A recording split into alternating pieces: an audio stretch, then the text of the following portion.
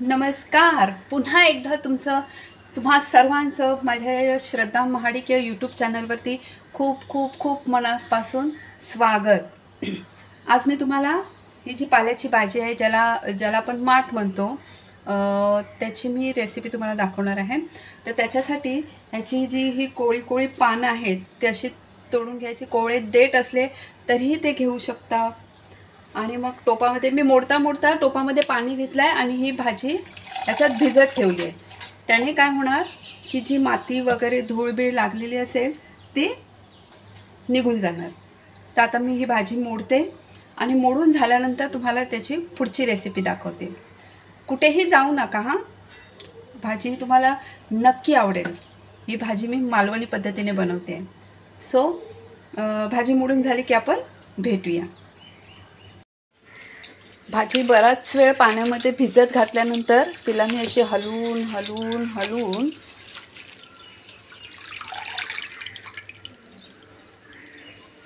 गाळणीमध्ये अशी निथळत ठेवते. भाजी पाण्यामध्ये थोडा वेळ घातल्यामुळे तुम्ही बघू शकता इथे किती मातीसारखं पाणी आलं. म्हणून ही पालेभाजी कोणती असो ही थोडा वेळ नाही निदान अर्धा तास तरी पाण्यामध्ये भिजत घालावी. त्याच्यामुळे भाजी स्वच्छ धुवून निघते. हे बघा, तुम्ही बघू शकता.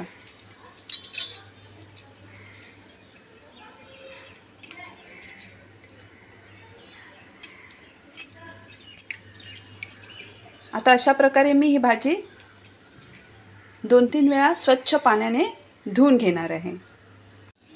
हे बघा, तुम्ही इथे बघू शकता पाण्यात किती मातीचा गाळ खाली साचला आहे. म्हणून पालेभाज्या बनवताना नेहमी घाईमध्ये नका बनवू. चांगली तिला धुवून घ्या, पाण्यामध्ये भिजत ठेवा. त्याच्यामुळे ही माती जी पालेभाज्याला असते ती मातीचा गाळ खाली बसतो. हे बघा, तुम्ही बघू शकता. ठीक आहे. त्याच्यानंतर मी हे आता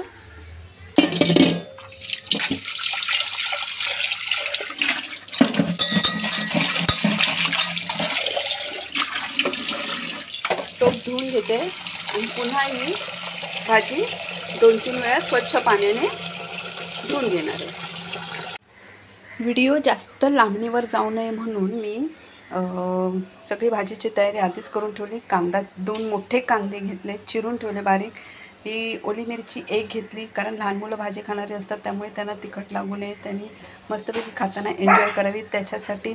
त्याच्यानंतर मी इथे पालेभाजी चिरून घेतली आहे, तुम्ही बघू शकता. आता मी फोडणीला इथे तेल घालते. तेल चांगलं गरम झालं की त्याच्यामध्ये पहिली मी लसूण टाकते. लसूण ही आपल्या हार्टसाठी खूप चांगली असते.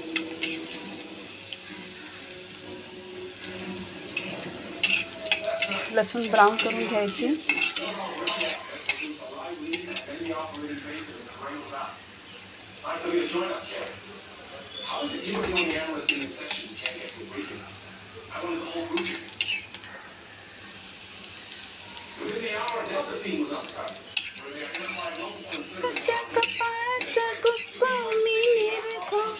जीव जडला खरं वाटना. लसूण ब्राऊन झाली, त्याच्यामध्ये ही मी हिरवी मिरची टाकली आहे. हिरवी मिरची फडफडली, त्याच्यात हा कांदा मी टाकते.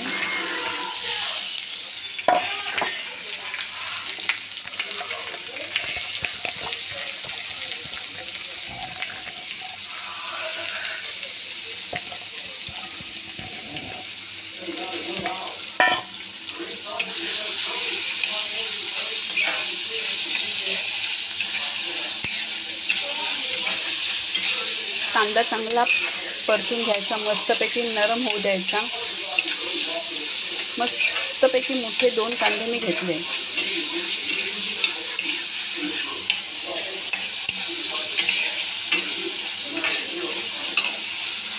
कांदा तुम्ही बघू शकता इथे मस्तपैकी नरम झाला आहे, चांगला शिजला आहे.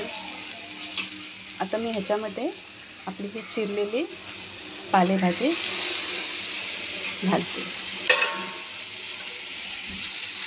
गॅस एकदम बारीक ठेवायचा.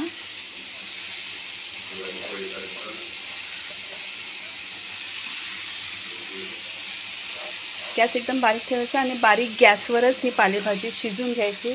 पालेभाजी शिजवताना वरती झाकण अजिबात ठेवायचं नाही, कारण पालेभाजी जास्त शिजली की त्यातली जीवनसत्व ही निघून जातात. आपल्याला खाण्यातला पौष्टिकपणा हा टिकून ठेवायला पाहिजे. त्यामुळे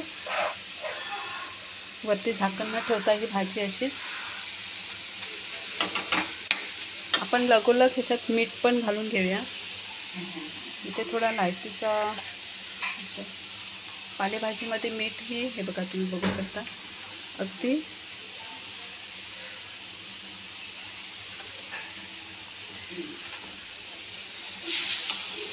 चवीपुरताच घालावं, कारण जास्त मीठ झालं तर भाजीची मजा निघून जाईल. खारट झाल्यावरती काय करणार.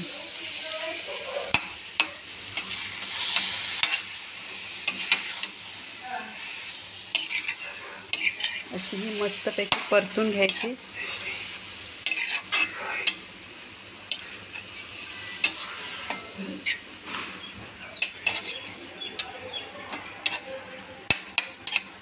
आणि झाकण न लावता वरती झाकण न ठेवता ही भाजी मंद गॅसवरती शिजू द्यायची.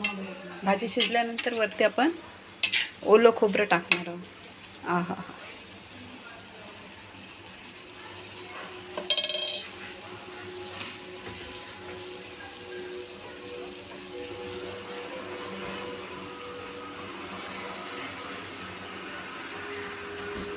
भाजी चांगली चरचरली की नंतर आपण त्याच्यावर ओलं खोबरं टाकूया. भाजी इथे तुम्ही बघू शकता मस्तपैकी चरचरते आहे. आता ह्या स्टेजला आपण ह्याच्यात ते ओलं खोबरं टाकूया.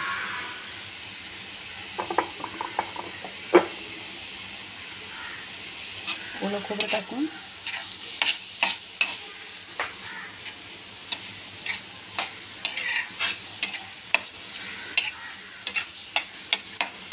ती भाजी परतून घेऊ. आणि मी थोडंसं टाकते, कारण आम्हा मालवण्यांना खोबऱ्याचा वापर जास्तच होतो.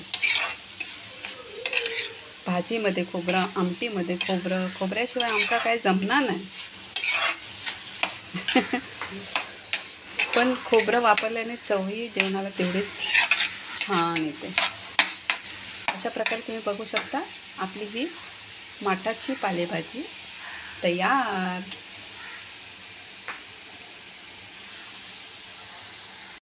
आणि अशा रीतीने ती पाल्याची भाजी बनवून तयार झालेली आहे. आपल्या लहान मुलांना आणि आपल्या घरातील लहान थोर मंडळी सर्व मंडळींना पाल्याची भाजी खाऊ घाला, कारण आपल्या शरीरासाठी जी आयर्नची आवश्यकता असते, जी लोहाची आवश्यकता असते, जी शरीराला लोहाची कमतरता होते, ती ही पाल्याच्या भाजीमुळे ती भरून काढली जाईल. तेव्हा पाल्याची भाजी नक्की बनवा. आहारामध्ये पाल्याच्या भाजीचा समावेश हा नक्की करा आणि मला कमेंटमध्ये कळवा की ती पाल्याची भाजी कशी झाली. नक्की करून बघा. बाय.